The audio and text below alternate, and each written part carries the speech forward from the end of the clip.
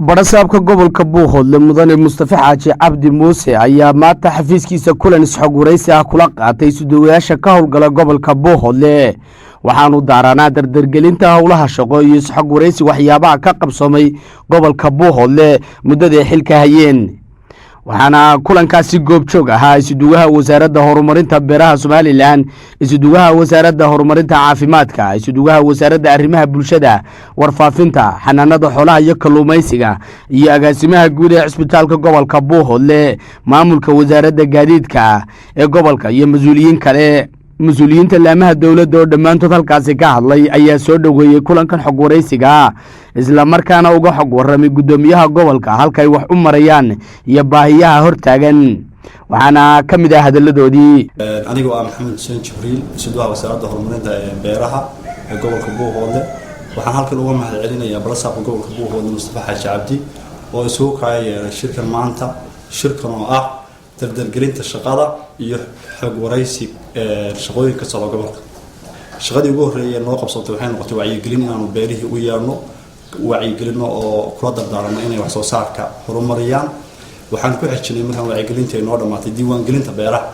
gudoomiye waxaan ka codsanayaa inaad xukuumadda naga gaarsiiso shaqaalihii gobolka si kasta ha lagu helo inaan helno oo shaqaalaha wasaaradda ka shaqeeya tan beeriga inay noqdaan shaqaalaha dawladeed bismillahirrahmanirrahim anigoo ah Sharmaarka Cabdi Yuusuf isuduwaha wasaaradda xanaanada xoolaha iyo horumarinta kalluumaysiga waxaan u mahadcelinayaa barasaabka gobolka Mustafa Xaaji Cabdi oo isku kaayay shirkan ka wasaarad ahaan waxa aanu qabanay waxa weeye in cabashooyinkii xoolaha iyo bukaanadii inaanu daweynay hadda bishan ku jirno aan fiil 10 casha soo dhameynay oo shaqo ah oo aan ku soo marnay dhammaan degmooyinka gobolka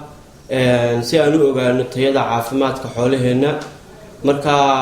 waxaa noo soo baxay feedback fiican baa nooga soo baxay in dhammaan gobolka caafimaadka xooluhu aad u fiican yahay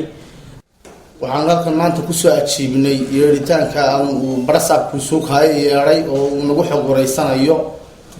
dhibaatooyinka iyo caqabadaha na haysta shaqo ahaan iyo waxyaabihii noo qabsoomay bilihii la soo dhaafay anigu haddaan wasaaradda horumarinta caafimaadka ka horeeyo waxyaabo badan baa noo qabsoomay waxaan aad u salaamayaa marka hore madaxweynaha jamhuuriyadda Soomaaliland Muuse Biixi wasiirka gobolka Qambi iyo gobolku isugu soo biirto oo barasaabka gobolka ah oo dalka Soomaaliland iyo dadka mas'uulka uga Mustafa Xaaji Cabdi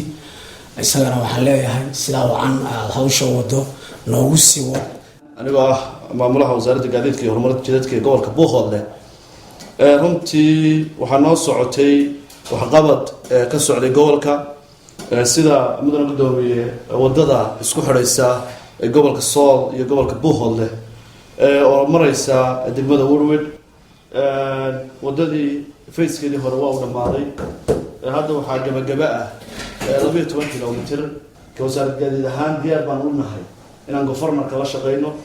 gabagabadiina barasaabka gobolka Buuhoodle Mustafa Xaaji Cabdi Muuse oo kulankaasi soo xidhay ayaa yiri marka maanta waxaa farxad halkan inaynu isku wareysano xaaladu halkay inoo marayaan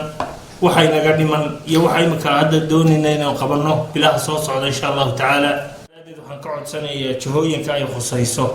baahiyaha ay ka hadleen isuduwayaasha gobolka Buuhoodle sida shaqaalaha waxaan ku dhahdaa qaarkood aan xafiisyo lahayn sidii loogu qalabayn lahaa qaar ka mid ah isuduwayaasha aan gaadiid lahayn arrimaha sidii looga wax qaban lahaa gacan lagu siin lahaa baan ka codsanaynaa wasaaradaha ay khusayso ilaahay mahadii baynu joognaa ayaa laga faroole telefishinka Sahan